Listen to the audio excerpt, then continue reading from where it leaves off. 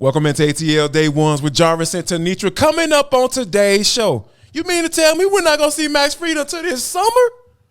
And we know that the official and full NFL schedules will be released tomorrow, but we got a sneak peek today.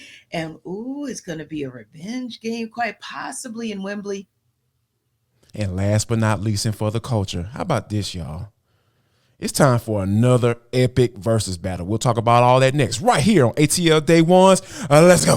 This is ATL Day Ones, part of Locked On Sports Atlanta. And it starts now.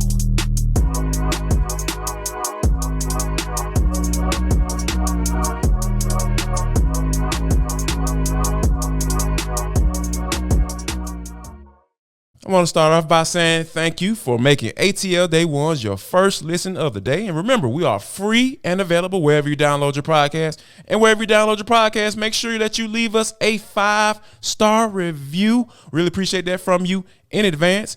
Today's episode of ATL Day Ones is brought to you by FanDuel Sportsbook. Make every moment more and visit FanDuel.com/lockedon today to get started. It is ATL Day Ones, part of the Locked On Podcast Network, your team every day. Now, T, yesterday we talked about the news of Max Fried going on the 15-day IL. As soon as it dropped, it literally dropped right when we were actually getting ready to do the show, and we got a chance to talk on that. But I think it would be fair for us to give to the folks an update. And I think that one of the things that I always appreciate about people who do good work, and I always have to make sure I highlight that, and that's Dave O'Brien for The Athletic. He is a guy that is so tapped in when it comes to this team, and I really appreciate him for what he does in his coverage of the Atlanta Braves. And he mentioned in a little blurb, T, he dropped a little nugget that, we might not see Max Fried until this summer, maybe even after the All-Star break. When you hear that time frame, now the Braves haven't officially given a time frame, but when you hear a guy who's super tapped in talking like that, what kind of comes to your mind? Yeah, I would have to say I agree. And also in listening to some of the sound bites from Max Fried yesterday, once the news came down, he said he's good with no timetable. He's okay with that. He said the good thing is the imaging showed that there wasn't a need for Tommy John surgery, which I think was a relief to all of Braves country because we know that he had that surgery back in, I believe, 2015. So you definitely don't have to go through that again. But ultimately speaking, at the end of the day, you simply want him to be well. We don't want a situation where you see a repeat of what the Braves are now experiencing with Kyle Wright. So if it takes more than 15 days, which by any indication, if you're not giving us a timetable, that's probably what it is. And if we're looking at about a 2-month/60-day window of time, then that's okay, because I believe that what you're getting from Spencer Strider, as well as we saw last night, Charlie Morton, Bryce Elder, that shores you up. And the bullpen, now that Raciel Iglesias is back, the bullpen is looking more like they can actually handle something like what they're doing tonight, which is a bullpen game, right? And taking that load off of that starting pitching rotation. And hopefully, maybe you'll get something out of a Dylan Dodd, if you will. We know that he got rocked last night, but young pitchers in AAA, that's what's going to happen from time to time. That's what you can expect. But if you can at least pull him up, and quite honestly, you probably are going to bring him up in the next week or so, and he can even give you some solid innings, maybe just rattle off a couple of runs, I think the Braves are going to be fine. But once again, I'll say this. If they're saying no timetable is expected, I guess my first thought was I'm okay with that, because I believe Alex Anthopoulos, if it appears that they need to go out and get a veteran, he'll find a way to get a quality veteran in this lineup. Yeah, I have all the confidence in the world in that piece, T. Like, there's no, even read to expound on that part of it. But I think that, the guys that you do have, I'm very encouraged by, right? You're talking about Spencer Strider, Charlie Morton, Bryce Elder, who's been pretty much phenomenal this year and coming out of nowhere like he did last year. And I think that, he's kind of found his groove. And when you have those three guys, it's pretty much Dylan Dodd, Jared Schuster, whoever Alex Anthopoulos may bring in, because if the timetable is what DOB says, like more than likely, Alex is probably gonna have to go get someone, especially if you have these guys start hitting rookie walls, right? And Schuster and Dodd, because those are some of the things that's going to happen, especially in baseball. Because, like I said, once the word gets out, like, okay, he likes to do this, or he likes to throw this type particular pitch and this count, and those things start getting out there and start circulating around the league, those guys get caught up, and it's all about whether or not they're able to adjust. And that's what we've seen guys struggle in the past about making that adjustment after the adjustment is made to them. So I think that for the most part, I'm not too concerned about it, because I'm glad they're being patient, and the Braves are good enough with an 8-game lead in the NL East right now. I think they're okay. They'll be just fine as far as maintaining what they have going on at this moment. Now, T, there's a list that comes down. This it's almost list season for football from a football standpoint, but it's always list season in baseball. Now, people been talking. They've been chirping. MLB.com, MLB Network, saying that Sean Murphy and Ronald Acuna are right there at the top of the MVP conversation, T. Now, I know it's going to be hard for you to choose. I know it's going to be hard for me to choose too. But which one do you think? Sean Murphy or Ronald Acuna as far as the NL MVP, as far as being the NL MVP if you had to vote today? Yeah, they're definitely in good company with Luis Reyes and Max Muncy, along with Mookie Betts. So when I saw that list, I was like, well, yeah, I mean, they're hitting lights elite out. Right they're there. doing their job.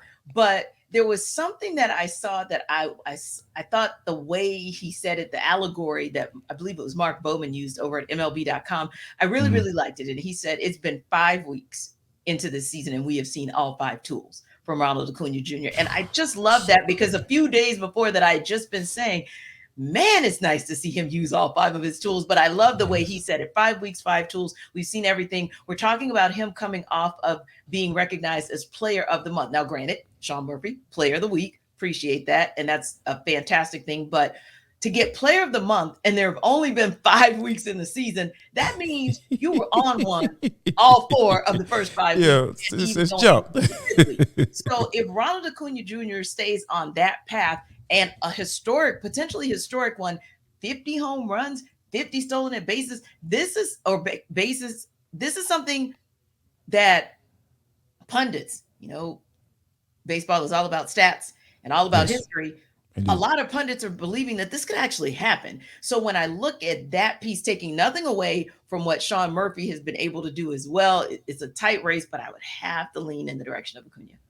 Yeah, like the anticipation of him getting healthy. Like last year, we knew that he wasn't healthy, and I was like, man, as soon as this dude get healthy, I know he's going to be an MVP candidate. And I said that coming into the season, if he remains healthy, he's going to be an MVP candidate, and that's exactly what he's doing. So, but I say that, but here's the thing when it comes to Sean Murphy, it is so hard not to notice how hard this dude hits the ball, T, like in the way. And ever since he's been inserted into that cleanup spot, it has just been like a machine. He's just been jumping on balls, like, and just catching pitchers off guard. And he's just been finding his pitch, being patient. And even last night, he's leading the major leagues and RBIs with 32, and he's just taking advantage of what's been given him, because he's so well protected in his lineup, because it's just an all-star lineup. Like, seriously, like, and there's some nights I'm just like, man, these guys got all these dudes on the same team. So I will go with nephew. Yeah. Like, that's my number one pick. Right. But man, Sean Murphy is a good doggone candidate when you talk about he's a nice what he's been able to do. Yeah, he's a nice one. And the other piece that I like there as well is when your pitchers compliment you for calling a good game. And every pitcher that he's caught for and called a game for this season for the Braves has had complimentary things to say about him. It speaks volumes, because some of them have been with Travis d'Arnaud. And, obviously it took William Contreras kind of a minute to kind of catch up to himself and start calling good games. But for Sean Murphy to be called out to be calling good games this early in the season, I think that's also positive. But yeah, as soon as you mentioned that, he's hard hitting with the ball, but I would go with Acuna as well, because I'm like, but that guy in the leadoff position making contact as often as he do. Nobody makes more contact in the league than him. So it's a 1A, 1B, but I'll lean in the direction of Mr. Right Field himself. Oh, nephew always gonna get all the love on this show. Well, speaking of, showing some love, we might need to show some love to these Georgia football players because we all know what went down with Jalen Carter and all his situations and being connected to the tragic accident that happened back early on this year, and that ended in the death of two, one staffer and one player on that night. And I think that when you hear the news of a guy of Denylon Morissette, he's been arrested, multiple charges, and it doesn't look good for him. When you think about guys in that situation, given what they just seen one of their former teammates go through, still putting themselves in those situations, is there time for Kirby maybe to hey man, no tolerance policy? I'm not quite sure what you can do, but what can Kirby Smart do? I guess that's my question. Yeah, I think that's a very interesting question as well, because you wonder at this point, will Denylon Morissette be made an example of? Because at some point you're going to have to kind of put the hammer down and let the rest of the team know this is just not acceptable. Like, you're not going to come here and put our program in jeopardy, put our potential to have a historic three-peat in jeopardy by the things that are going on off the field, because after a while it does become a distraction no matter what anybody says. And that was my first thought, you're getting to distraction territory, right? But I do also believe that obviously they started to put parameters in place, or even the parameters that were in place, the dogs program is starting to make sure that they actually enforce those.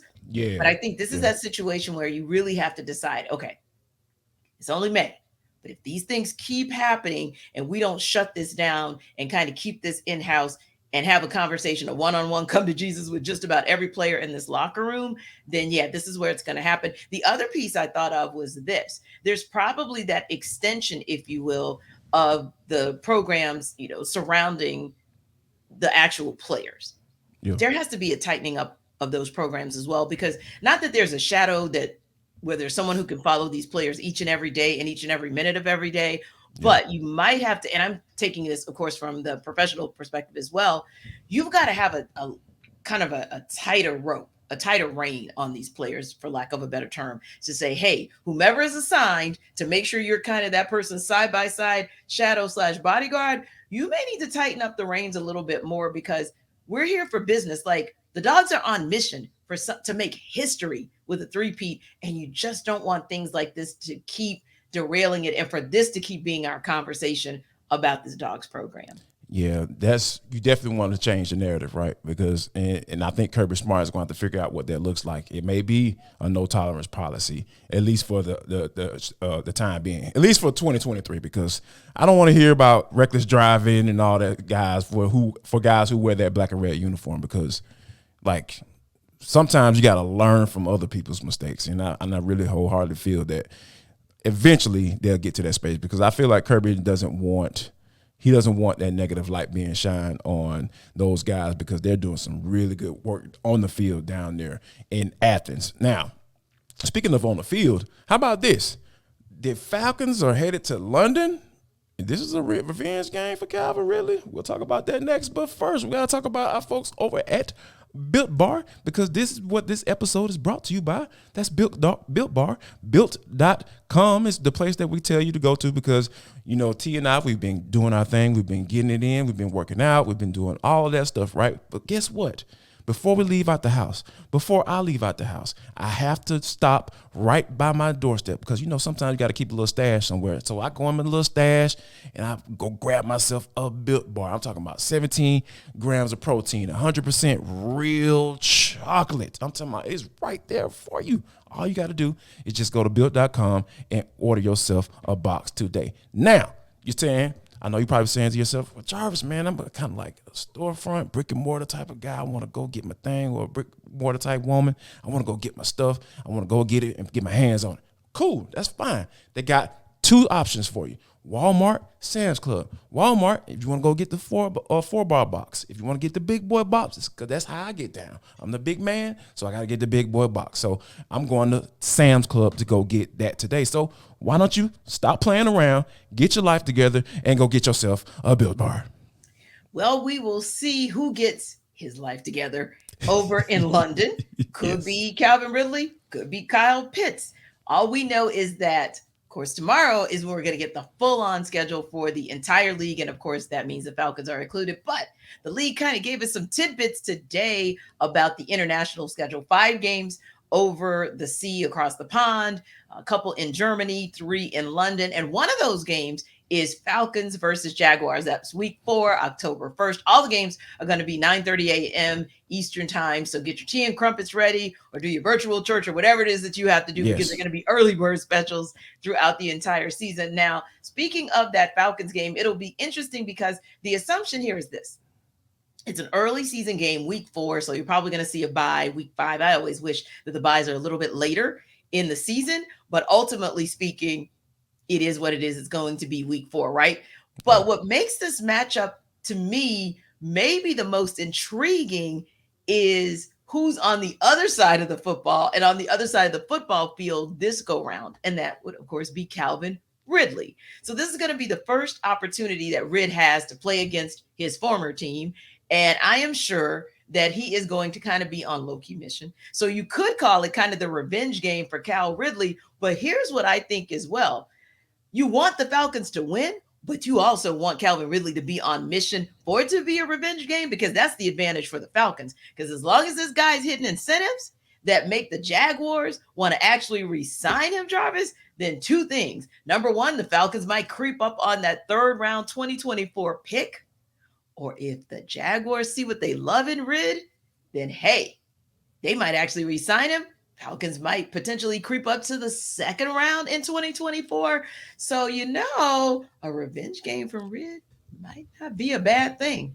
Yeah, I'm with you on that, because here's the thing. Like, we've talked about it a lot on this show about how much we like Calvin Ridley, and covering that dude was always a joy. Always willing to speak to the media, always willing to share his time, and express his thoughts about what's going on with the team and what's going on with him as well. So I think that ultimately, though, this you gotta think that this is going to be that type of game for him, because here's why I say that.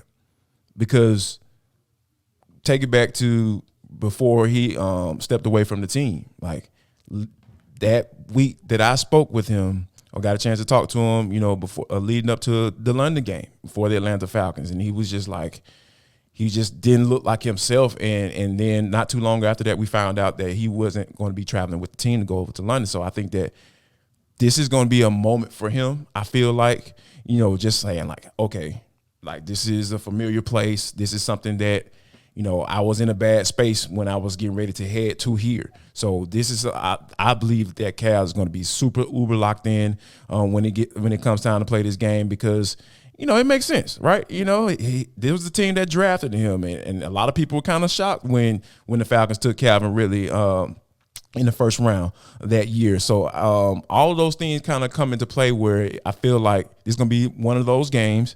Yeah, I feel like he's going to be part of the game plan.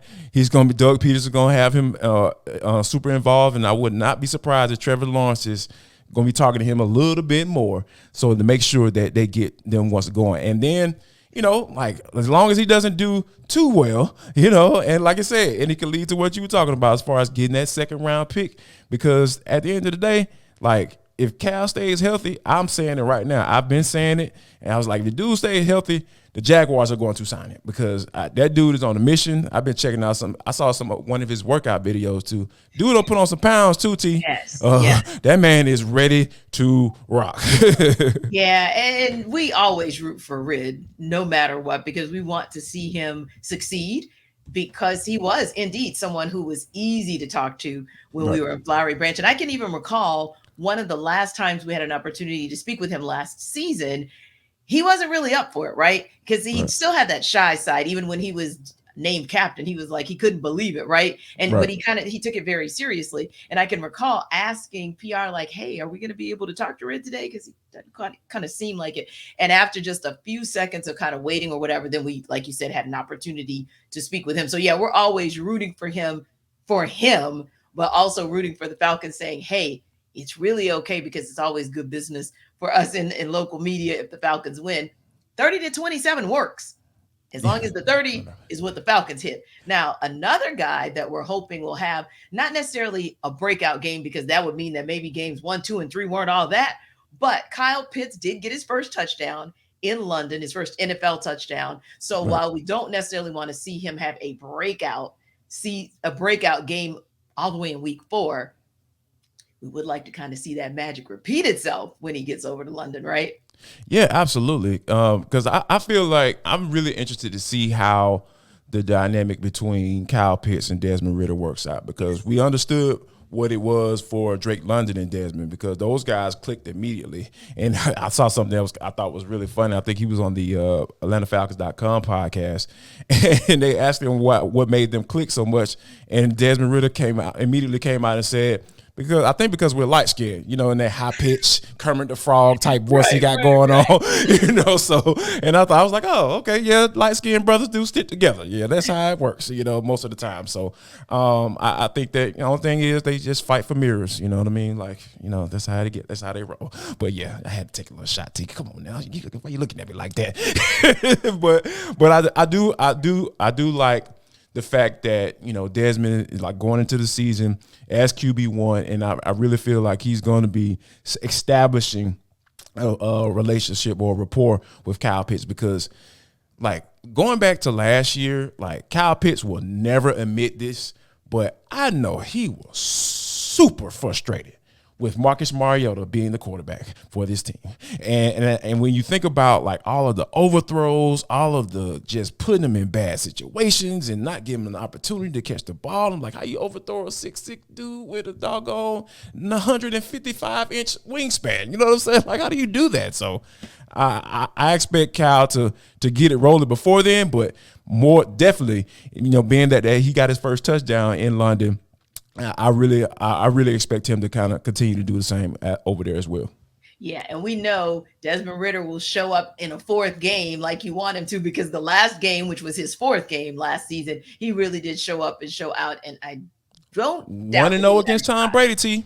Yeah. 1-0 against Tom Brady. Yeah, exactly. Like we're talking about something that most Falcons quarterbacks couldn't do. So yeah, I'm excited to see what that game is going to hold. And listen, everydayers, what do you guys think about the Falcons being chosen as one of the 10 teams or 9 teams, because the Jags are going to actually play twice there? So what do you think about the Falcons being chosen as one of those teams to represent in the UK in week 4? Are you excited about that game?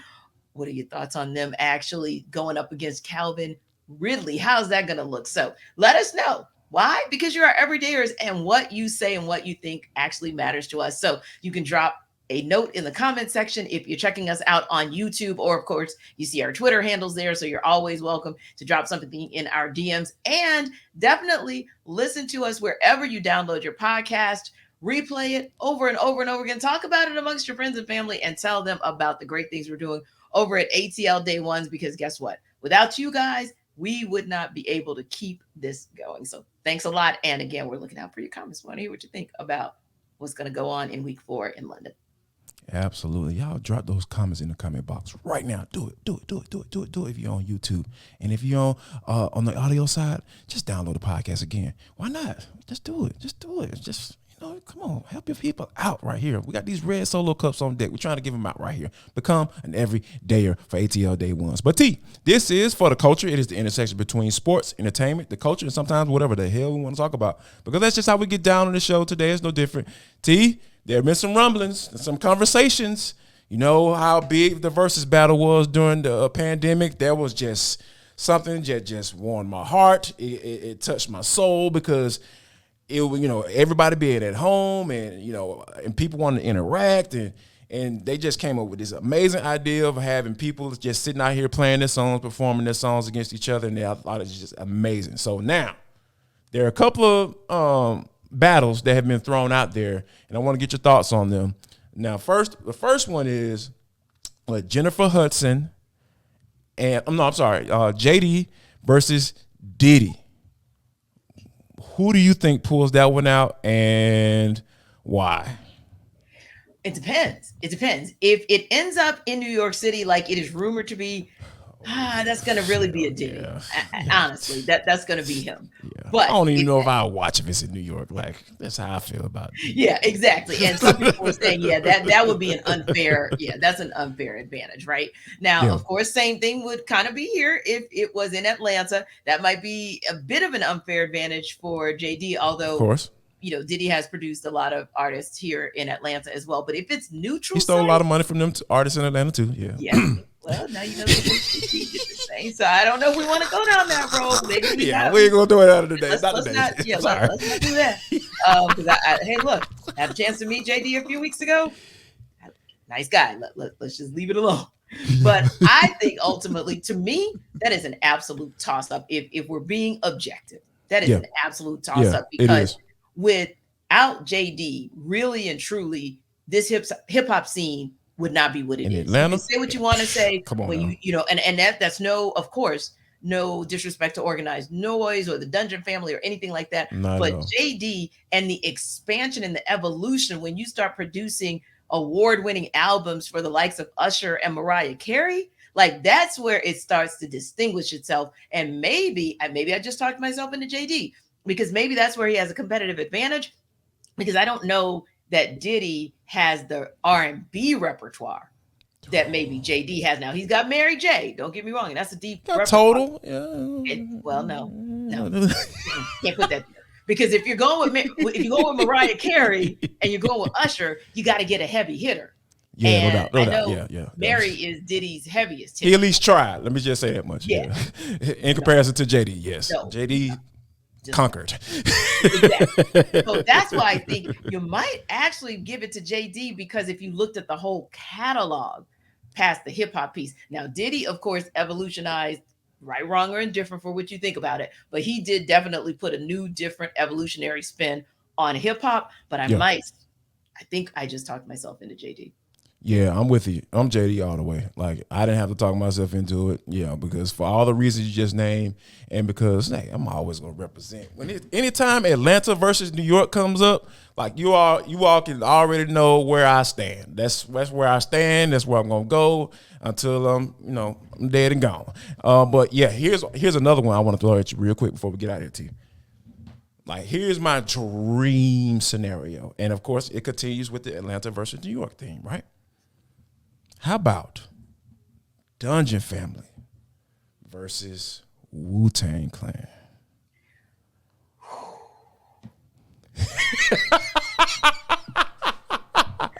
That would be epic, right? Yeah, I know what the end result would be, but that would be something else. Okay, so who would be included, however? Like, how far would you expand who could come under the Dungeon Family umbrella? Oh, I mean, Outkast, Goody Mob, Sleepy Brown, like, okay. Yeah, like we can go with the Dungeon Family, the whole crew. Yeah.